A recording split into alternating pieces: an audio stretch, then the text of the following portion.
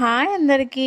మేము ఎప్పుడైనా బ్రేక్ఫాస్ట్ చేసే ఓపిక లేకున్నా నాకు లేకపోతే తొందరగా అయిపోవాలని అంటే ఇది చేస్తాను అనమాట. దొడ్డు రవ్వతోని ఉప్మా చాలా బాగుంటుంది. డైట్ చేసే వాళ్ళకి మంచిది, హెల్త్ కూడా మంచిది. ఎలా చేసుకోవాలో చూద్దాము. ఫస్ట్ కావాల్సినవి అయితే ఆనియన్, పచ్చిమిర్చి, బిన్నీస్, ఇంకా క్యారెట్, కొత్తిమీర, కరివేపాకు కావాలి. దీనికోసం ఫస్ట్ దొడ్డు రవ్వని ఫ్రై చేసుకోవాలి. ఫ్రై చేసుకొని పక్కన తీసి పెట్టుకోవాలి. తర్వాత అదే కడాయిలో కొంచెం ఆయిల్ యాడ్ చేసుకోవాలి.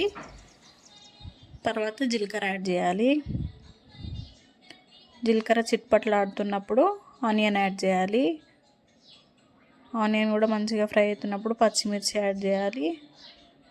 అది కూడా ఒకసారి మంచిగా మిక్స్ చేసుకోవాలి. చేసుకున్న తర్వాత కరివేపాకు, ఎండుమిర్చి యాడ్ చేసుకోండి. ఎండుమిర్చి కూడా బాగుంటుంది టేస్ట్. యాడ్ చేసుకోండి. చేసుకున్న తర్వాత క్యారెట్, బీన్స్ ఏవైతే మనం కట్ చేసి పెట్టుకున్నాం కదా అవి కూడా యాడ్ చేసుకోవాలి. యాడ్ చేసుకొని మంచిగా ఫ్రై చేసుకోవాలి. కొంచెం సాల్ట్ యాడ్ చేసుకోవాలి, ఎందుకంటే వెజిటేబుల్స్ అన్నీ మంచిగా ఫ్రై అవ్వడానికి, ఉడకడానికి. తర్వాత ఒక టమాటో యాడ్ చేసుకోవాలి. అది కూడా మంచిగా మిక్స్ చేసుకోవాలి. కొత్తిమీర యాడ్ చేసుకోవాలి.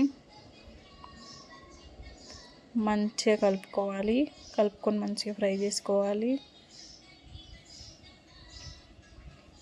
అది ఫ్రై అవుతున్నప్పుడు వాటర్ యాడ్ చేసుకోవాలి తగినన్ని.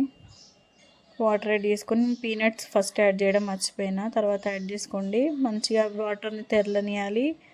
అప్పుడు మనం ఫ్రై చేసి పెట్టుకున్న రవ్వ యాడ్ చేసుకోవాలి.